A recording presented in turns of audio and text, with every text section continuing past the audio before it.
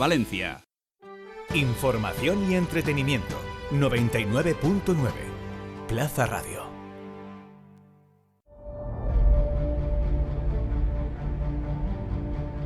El dolor crónico afecta ya al 11% de la población. El perfil de persona con dolor crónico en nuestro país es el de una mujer de 46 años, estudios medios, que vive en familia, y en un 53% no tiene reconocida una discapacidad por este motivo.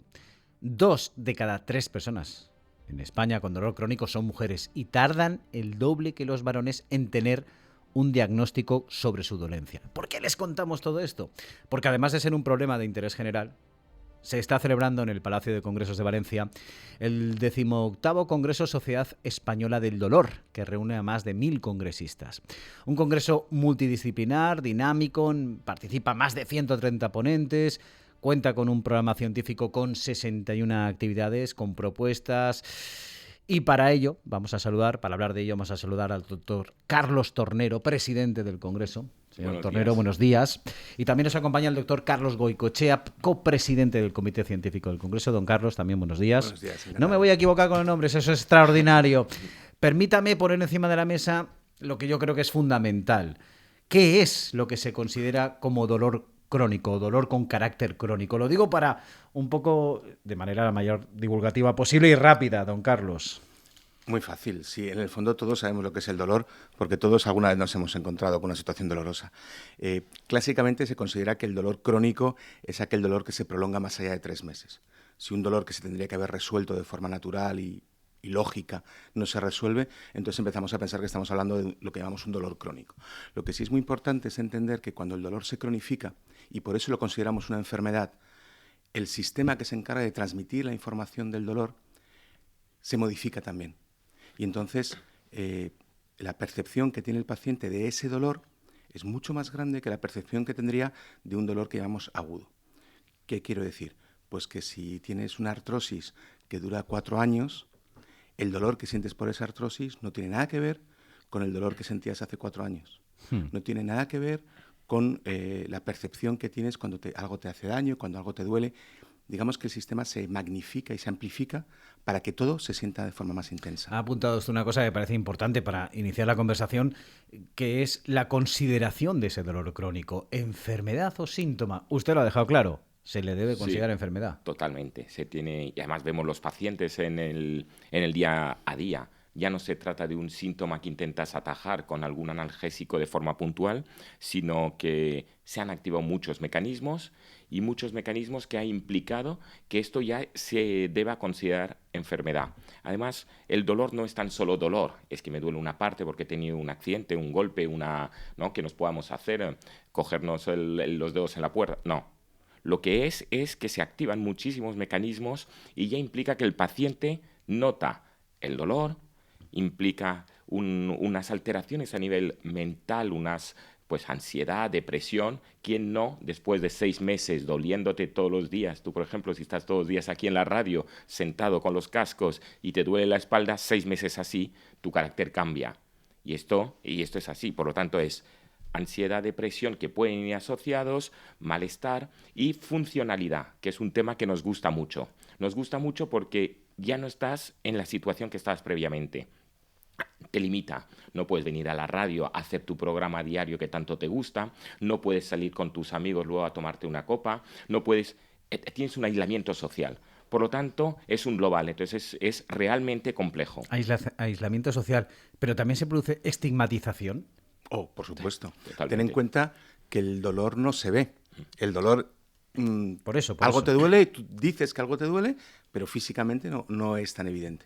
Entonces, uno de los problemas que tienen los pacientes muchas veces es que les crean. Es que me duele. Y dice, pues no parece que te duela. Ya, pero es que te lo estoy diciendo. Es que cuando algo me duele, no me sale por las orejas. Me duele, lo llevo, lo vivo, y da la impresión, y además, esto es un experimento que hice yo con mis alumnos muy fácil, te metes en Google y pones dolor, y le das a imágenes, y son todo unas caras de sufrimiento terrible.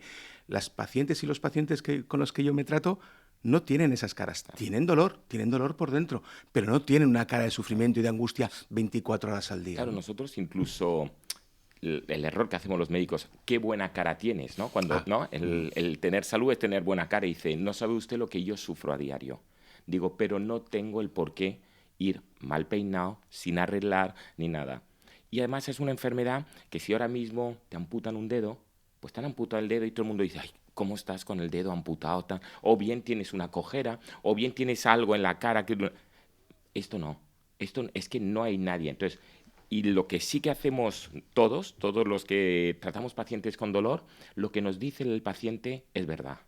Eso es fundamental. Y no intentamos, nosotros, nadie debe de intentar juzgar al paciente con dolor, porque realmente no tenemos ningún derecho a decir lo que les duele a un paciente. Sabemos lo que les duele a la mayoría de las personas, pero ahora mismo somos aquí en el estudio 4 personas, nos operan de lo mismo, el mismo cirujano, el mismo anestesista, en el mismo hospital, una artroscopia de rodilla, y yo voy a tener un dolor X, tú a lo mejor tendrás un dolor el doble, 2X, y Carlos no va a tener ninguno.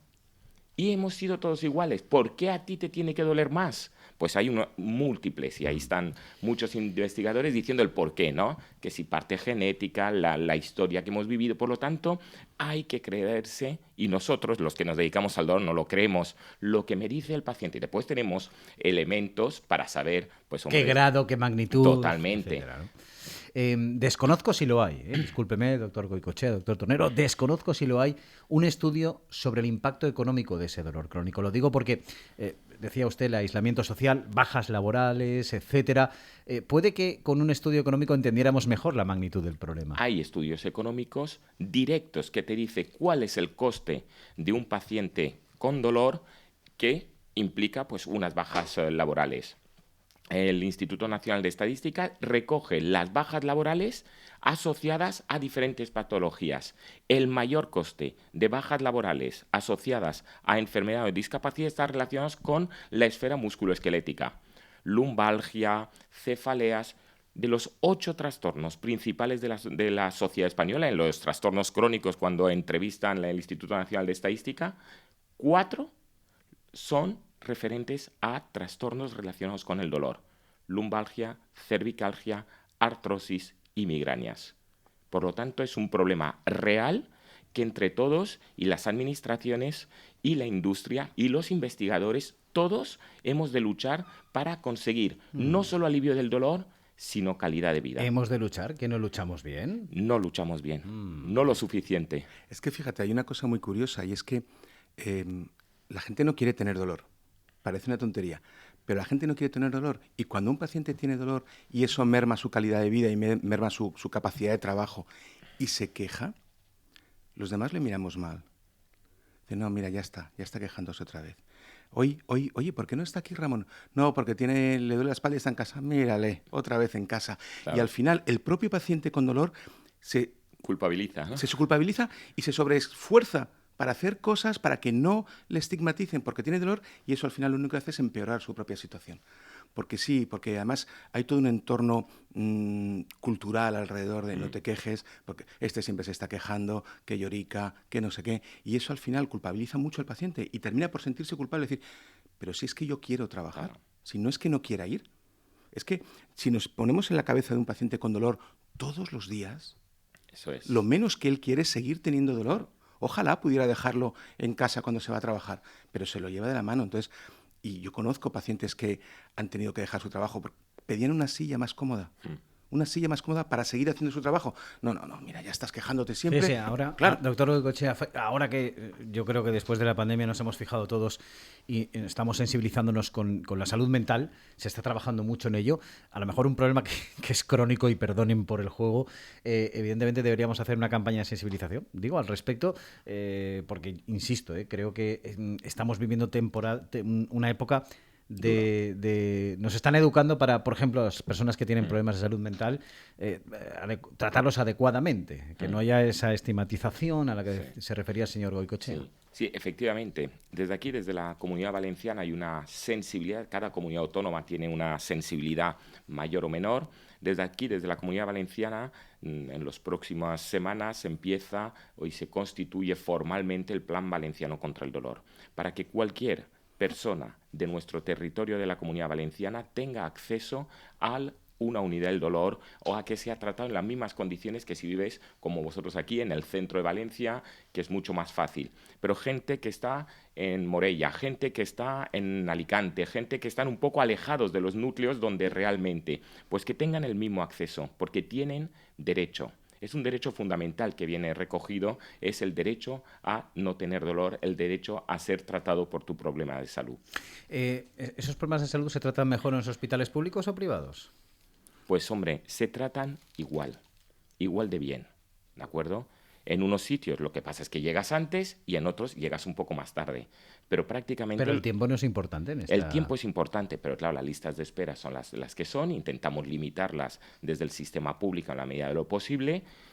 Pero realmente los profesionales no es que unos se hayan formado para la privada, otros se hayan formado para, igual que en la radio, tú no te has formado en una radio pública o en una radio privada, no, tú te has formado como periodista y eres igual si das en este micro que en otro micro. Pues nosotros es lo mismo, los que nos hemos formado, todos nos hemos formado en el sistema público, que es un sistema realmente seguro porque te va a dar una calidad formativa.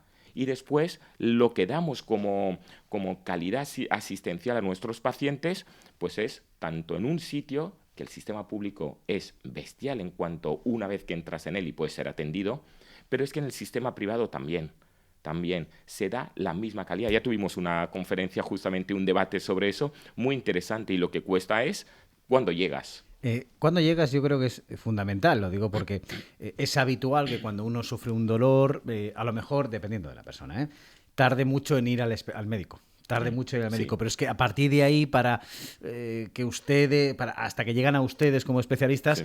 Al final de la película que puede haber 4 o 5 visitas, y no hablemos del tiempo que eso se puede, que yo creo que entiendo, usted me rectificará si no, doctor Goicoechea, eso es esencial para tratar ese dolor. El tiempo es esencial. El tiempo es esencial, y uno de los problemas que tenemos es precisamente, enlazando otra vez con toda nuestra cultura y con todo nuestro entorno, no te quejes, espera un poco, ya se te pasará, no quiero ir, no quiero dar la lata, sobre todo las personas mayores no quieren molestar y entonces no me voy a quejar porque mis hijos tal. Entonces, no es simplemente que pensemos que cuanto más tiempo tardas en ir, más te va a doler, más vas a sufrir.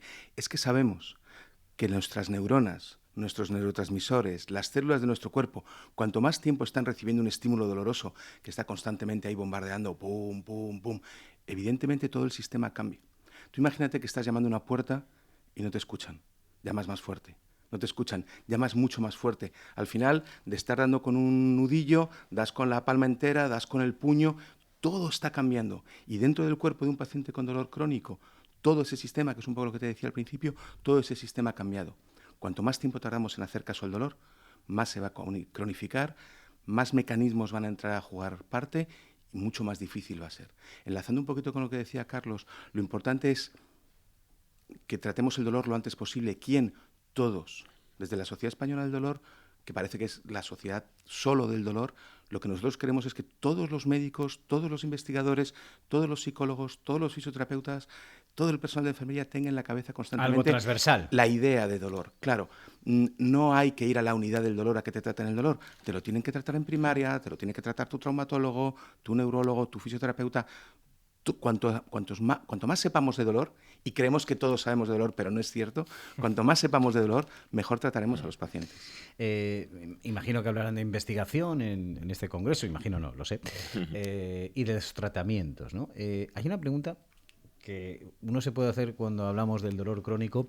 ¿Los opioides en dolor benigno son realmente un peligro, no? Sí. A ver, esto es una discusión que llevamos desde hace unos años. Viene todo muy de Estados Unidos, porque son lo que son los de los Estados Unidos, y así es, ¿no? Y entonces hay que dar el fármaco que corresponde a la persona que corresponde con un seguimiento adecuado. Por lo tanto, no hay que demonizar al fármaco. Lo que hay que hacer es que yo no te puedo poner unas dosis de opioides X porque tú tienes una dolencia que es la dosis adecuada y después no te vuelvo a ver en 6 meses. Porque entonces a ti te duele un poco más, te pones un poco más, te pones un poco más. ¿Y después qué te pasa? Pues que el mismo mecanismo del fármaco y el organismo hace que son sustancias adictivas. Pero no porque el paciente sea adictivo, es porque es así. Tú bebes agua y no es adictivo. Tú vas bebiendo agua y ya está. Pues aquí lo que falta es control por parte de los profesionales y las moléculas son las que son. Son moléculas válidas, moléculas para tratar el dolor que bienvenidas sean, lo único que con un control de una prescripción muy, muy fuerte. Y esa es la manera. Aquí no nos va a venir lo de Estados Unidos porque eso es otro mundo, otra forma de prescribir, otra forma de Pero sí que podemos trabajar. tener problemas, lo digo, porque hace unos días en Plaza al Día, en el programa Se van a enterar, hablaban de la automedicación, ¿no? Ahí está. Claro, Ese es el problema. Entiendo, por eso se lo iba a exponer, ¿no? Que eso, en una sociedad como la nuestra, como en gran parte de Europa, la automedicación es algo a tener en cuenta. Pero fíjate que también un poco lo que yo siempre les digo a mis alumnos, a cualquier pregunta siempre hay que contestar depende. ¿Por qué? Porque la automedicación es muy mala en general, pero a veces nos salva de muchos problemas. Es decir, imagínate un paciente con dolor lumbar que tiene que acudir constantemente al médico para que le den su receta para un ibuprofeno, por ejemplo. Eso solo condensaría las salas y sería imposible. ¿Qué es importante? Es importante que haya un buen seguimiento, como dice Carlos, que haya un buen control, que el paciente conozca su enfermedad. Y si podemos hablar un poquito de esto, me encantaría, de la educación y la formación de los pacientes, y que si el paciente forma parte del tratamiento, si él está incluido en ese proceso, si él sabe lo que tiene, lo que no tiene que tomar, entiende por qué lo tiene que tomar, con un buen seguimiento médico, la automedicación es un problema menor. Pues me encantaría que abordara ese tema, porque estoy pensando en alguien que va en el coche o alguien que está escuchándolo en la app que está diciendo, joder, tengo un dolor en la espalda que me está matando, y que te pereza ir al médico ahora, tal, a pasar ahí, me dan para un mes, etcétera. La formación. Lo que estábamos hablando era, no todos los dolores son iguales, no todos los dolores son la misma amenaza. No todas las personas sufren el dolor de la misma manera. Por supuesto, y no todo el dolor está provocando una respuesta igual de dramática en el cuerpo. ¿Qué quiero decir? Tú tienes un dolor de cabeza y el 90% de las veces ese dolor se va. Tú tienes un dolor de espalda y unas veces se va y otras veces no se va. Entender cuáles son los mecanismos que están detrás, por qué unas veces ese dolor se va y por qué otras veces ese dolor no se va, por qué tienes que tomar esta pastilla por la mañana y por la noche y no la puedes tomar a mediodía, por qué hay días que te levantas de buen humor y te duele todo menos y hay días que te levantas mal y no aguantas nada, por qué si un día te das una paliza y te esfuerzas porque te encuentras mejor y caminas mucho, al día siguiente estás en la cama porque no te puedes mover. Cuando el paciente entiende por qué están pasando esas cosas, cuando el paciente entiende, sobre todo, que el dolor no es su culpa, porque esto es muchas veces lo que hablábamos antes, que el paciente se culpabiliza, es culpa mía, es culpa mía. Cuando el paciente entiende los mecanismos que están detrás, cumple mejor con los tratamientos. Esto está demostrado, ¿eh? Acude menos a urgencias, colabora mucho más con el médico. Todo lo que sea educación y formación del paciente, que sepa por qué le duele, me valdría para cualquier patología. Sí, pero hablando de dolor... Iría mejor a las urgencias, sí. Me parece fundamental. Pero fundamental también, ¿no? Que sí que es verdad que se conozca, pero que sea responsable también. Claro. Si tú tienes una hernia discal y tienes mal las rodillas, no hagas la media maratón del sábado pasado y después vayas el lunes al hospital porque es que te duele. No es que a mí me apetece hacer la media maratón. Bueno, a mí me gustaría pues estar en otro sitio, ¿no? Y con un cuerpazo, pero tengo el que tengo y no puedo ir a según dónde, ¿de acuerdo? Entonces, el paciente tiene que ser, en línea con lo que decía el doctor Goicoechea, responsable también de lo que le pasa. Aquí ya no es descargar en el sistema sanitario, usted sabrá, o yo vengo aquí, arrégleme. No, aquí arrégleme no, nos vamos a arreglar. Si tú tienes un dolor lumbar y yo te pincho una epidural, no puedes irte a bailar y poner tacones el fin de semana, porque el lunes vas a estar mal. Pero es que esto, a ver, básico, pero claro, descargar en el sistema sanitario, hacer una cantidad de utilización de los recursos sanitarios, tanto hospitalarios como farmacéuticos, porque es que luego es que a mí me apetece salir esta noche de fiesta y bailar. Pues si tienes un problema de columna, no lo puedes hacer. Un problema de rodilla, tendrás que adaptarte. ¿No? Yo me adapto a mi situación personal. Y eso es muy importante. Porque en el sistema público, hay lo del coste-oportunidad que tanto le gusta a los economistas. Si te veo a ti, que no tiene indicación, dejo de ver a lo mejor al que sí que está indicado. Y así podemos limitar al máximo el número de la mala frecuentación, la frecuentación que no toca.